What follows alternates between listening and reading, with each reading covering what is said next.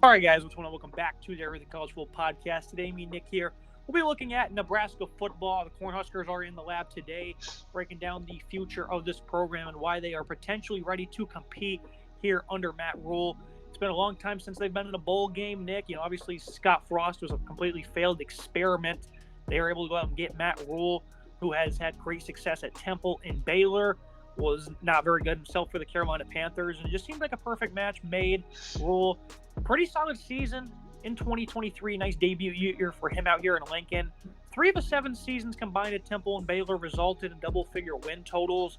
Year 3 has been the money number at those two programs for him. So the trend suggests that 2025 will be the year. But 2024 has got to be a big step up on the ladder if they want to accomplish big things 2 years from now. Back for the second year, Marcus Satterfield for an offense that needs to progress immensely. They're able to retain Tony White, at least for the coaching cycle. For this year's cycle, that is. They lost another 5 games by 1 score, the figure that has just decimated this program for years. They also scored 17 or less in all 5 of those games. That was the biggest thing under Frost. Nick can't win 1-score games. Remember that thrilling season opener against Minnesota? Another very Nebraska-esque loss. Matt Rhule's got to start to try to flip that script, obviously, at year 1. And it's important you're competing, right? That was one thing that was noted even 2 years ago under Frost. They lost every single game, but it was by 1 score. They competed against everybody. And that is certainly a good step in the right direction, right? Being able to compete. But it's been the same old story for Nebraska. Can't close out the show. That's got to change, or this program's going to continue to be an embarrassment. Nebraska is one of football's most historic and storied programs. A great fan base out there in Lincoln. These guys show up and support their team every single year, week in, week out. But it has been tough times. The early 2000s, late 90s success under Tom Osborne are long gone. This team has struggled under their coaches. Bo Pelini didn't have the best tenure. Scott Frost obviously was a disaster. And now you plug in a guy here in Matt Rhule that I thought made a lot of sense when he was hired. Rhule didn't have a whole lot of success in the pros. Tough to make the transition from college to the pros. He had very limited experience in the pros, only spending 1 year as an assistant on the offensive line coaching staff for the Giants under Tom Coughlin. Outside of that, his resume is pretty much all college related. Played under Joe Paterno at Penn State, then spent a bunch of years at Temple before being the head coach, winning the AAC in 2016. Back-to-back AAC Eastern Division titles in 15 and 16. Then a pretty successful run at Baylor, and then his tough stint in the pros at Baylor. 11-3 in 2019, 7-6 in 2018.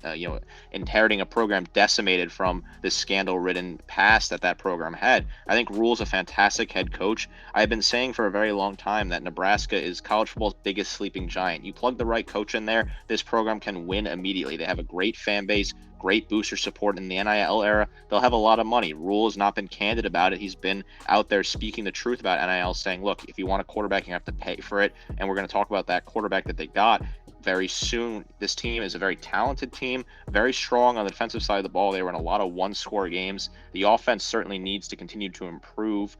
They struggle to close out games, as evident by the 1-score losses. That Minnesota game is a perfect example. Week 1, they travel up to Minneapolis on that Thursday night. They're playing very well throughout most of the game. Minnesota can't do a whole lot on offense. The defense is playing well. Then a couple mistakes. Minnesota gets back in the game and they blow it late on, and Minnesota walks it off with a game-winning field goal to start their season on a high note and send Matt Rhule packing for his first career loss at Nebraska. This is a very interesting team. We're going to break down this roster and talk about the potential with this team. This team has sky-high potential, in my opinion. Yeah, and they lost a lot of close games, but the wins weren't exactly impressive themselves. They only beat LA Tech by 14. Northwestern ended up actually being a pretty good football team. We beat them by 8 at home. Illinois by 13. I guess that was, those are probably the more impressive wins they had all season long. I want to backtrack one of the statements you just said about Bo Pelini. This is a guy that won 9+ games in 7 years. 9+ games in all 7, that is. He was a successful coach for Nebraska, and obviously he was a bit of an exotic character. They decided to move on. They've only made the bowl twice since then. One of that was where they only won 5 games, and there wasn't enough eligible teams, so they ended up getting the nod. Only 2 bowl games, Nick, since they fired him at the end of 2014.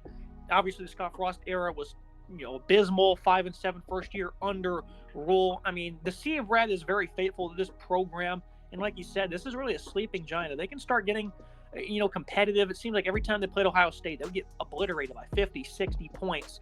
If they can become a team that, is better in terms of, depth, they're getting this talent up to par, and, you have an Ohio State coming to town, and Nebraska is, a team that's got this home crowd with some hype and momentum behind them. Like you said, they could be a really nasty team to to their opposition in the Big Ten.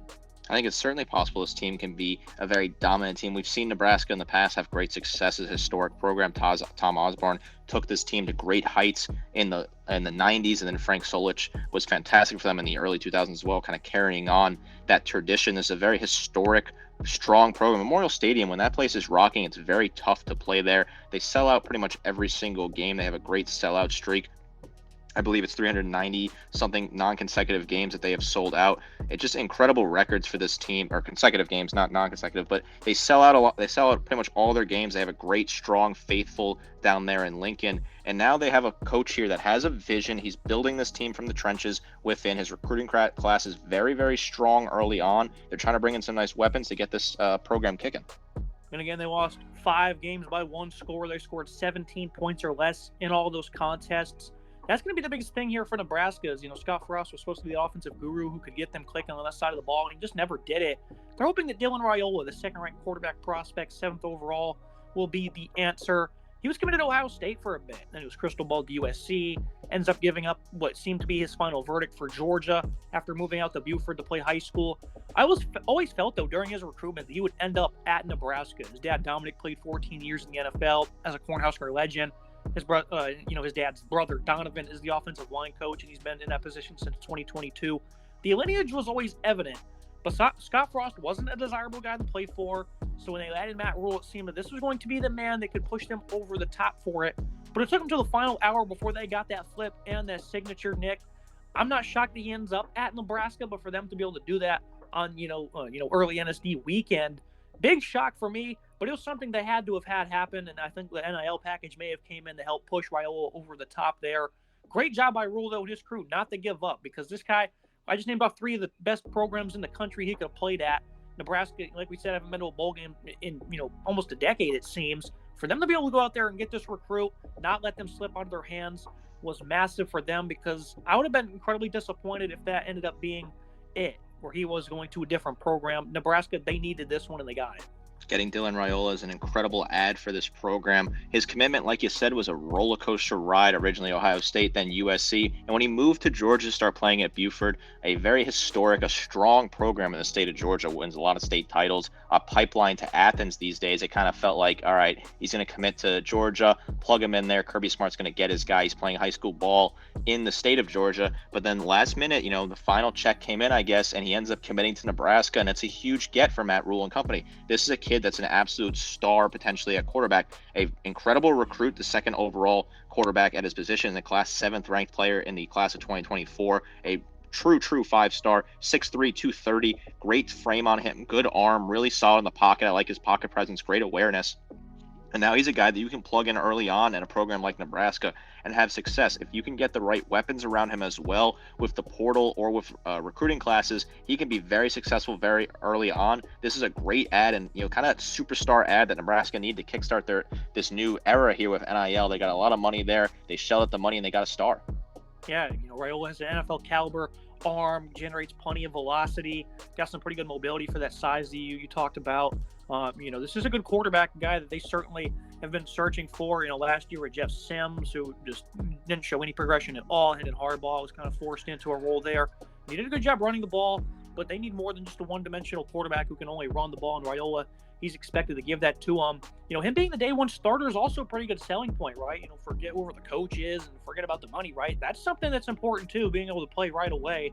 And maybe it's more beneficial to sit Ohio State or Georgia for a year or two, probably so. But the best way to learn to dance is to get out there on the floor and do it right away. And I think you have no choice but to let him start from day one. I just talked about the rest of the talent in the QB room. It's just not up to par.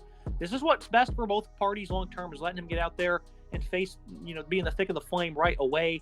They averaged 15.4 points per game in the 9 conference games they had.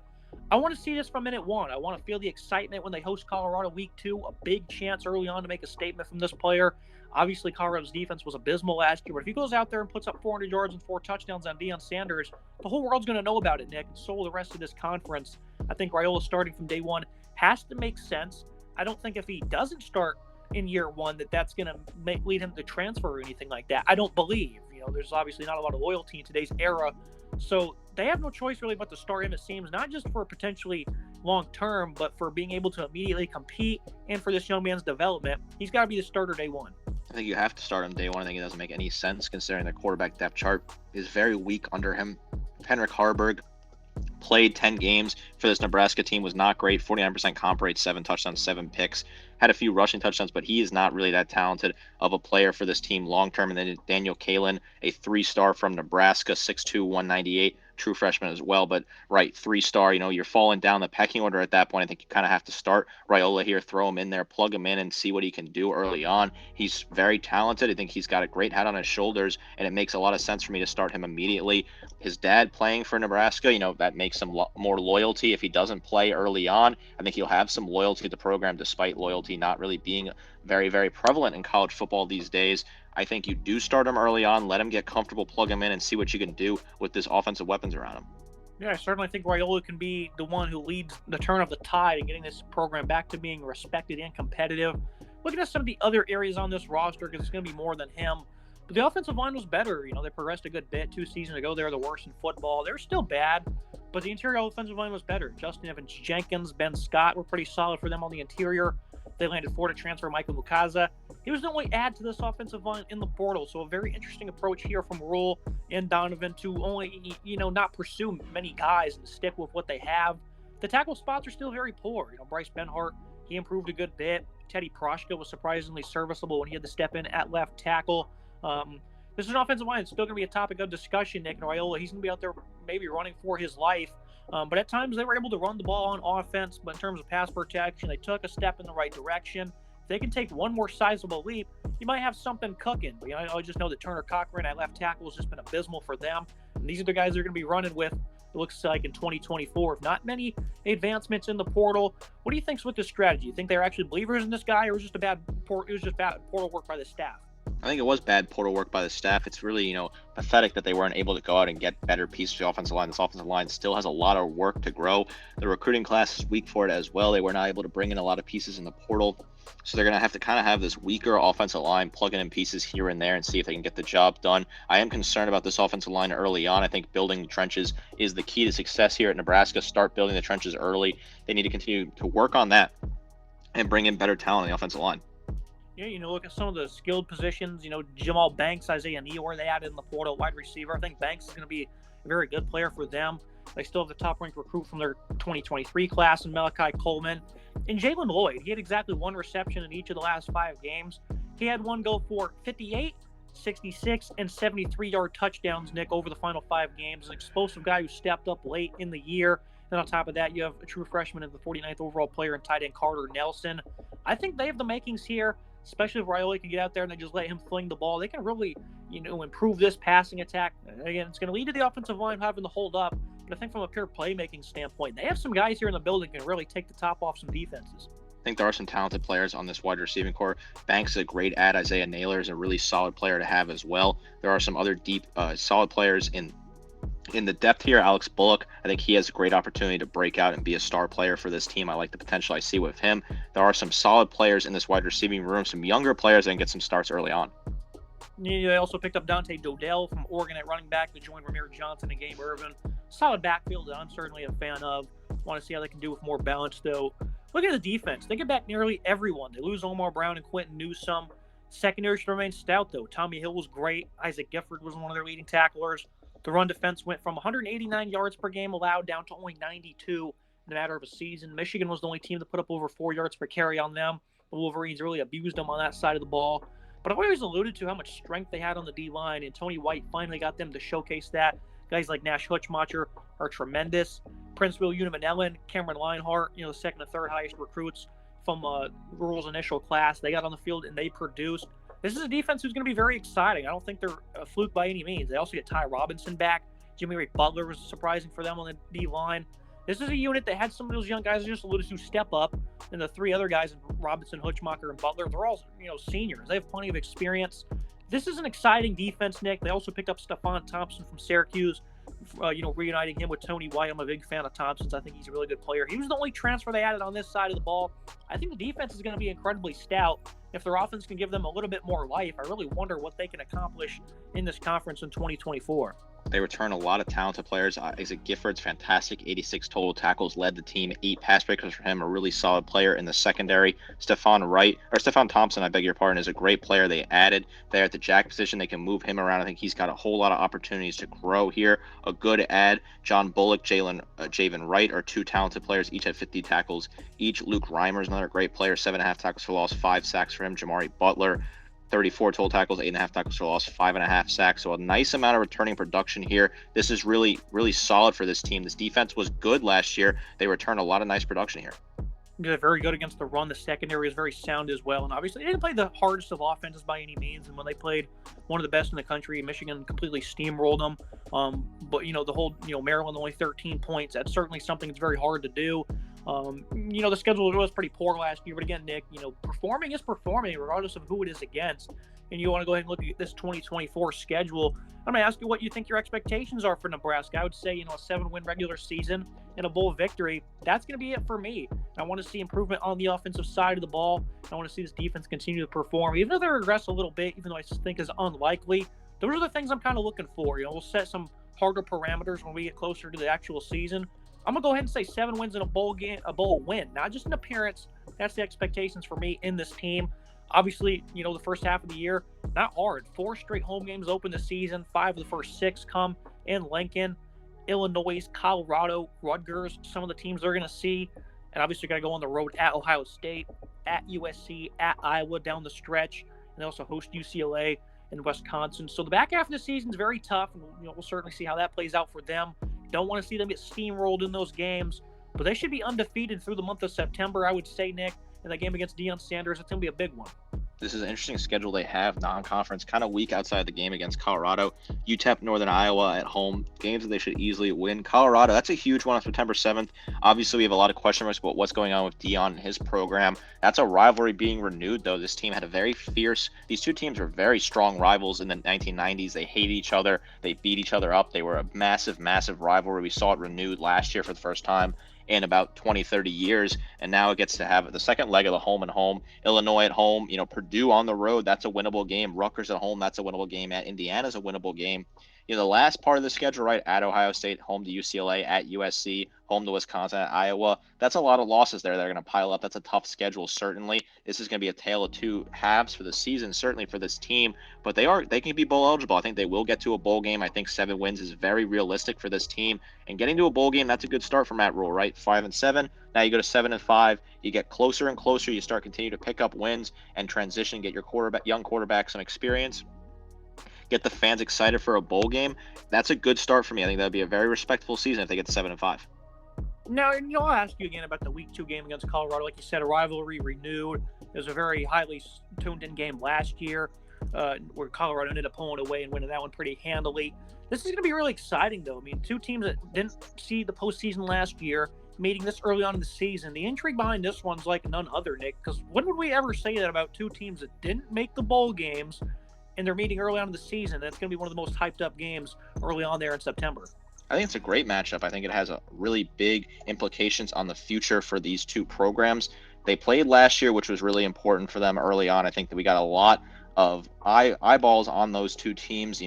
Colorado ended up winning that game, which is fine. I think at both programs, the loss for Nebraska doesn't hurt them as much as the win helps them. You look at the schedule, the rest of college football for Week 2, there's not an incredible amount of high-profile games. Obviously, Texas at Michigan's going to be your big one. NC State, Tennessee is a decent one as well. But this is a game certainly worth watching on that slate. These are 2 teams that are heading in new directions under their new head coaches, 2 historic programs, I might add. Playing in Lincoln, the crowd is going to be incredibly loud there. They haven't seen Colorado come to town in a very long time. They're fired up for this rivalry game, and this could be a big opportunity for Raiola, if he's the starting quarterback, to play against a defense that has some question marks and put up a lot of yards. That's me for today's episode. As always, Nick, appreciate you joining me. Nebraska football in the lab today. It's going to be a fun team, I think, to break down in the off-season as we get closer to the regular season, that is. And I'm very excited to see how they do this year. I think Rhule certainly has something cooking. Like I said, at the top of the episode, year 3 is usually when they start cooking. So we want to see what kind of building block they have in store for 2024. We'll see if that momentum can last. Like you said, this is always better when this program is good in college football. It's been a long time since then, though. I love Nebraska. I love talking about them. I love watching them. They're a very respected program. College football is better when they're better. I love the fan base. Any team that has a fan base support like that, I'm going to respect you immediately. I think it's fantastic how much their fan base supports, and I've been saying it forever. They're a sleeping giant. They're just waiting for the right coach to step in. Matt Rhule looks to be that guy. Let's see how they do in year 2, though. Make sure you like, comment, subscribe. See you next time. I do love Nebraska.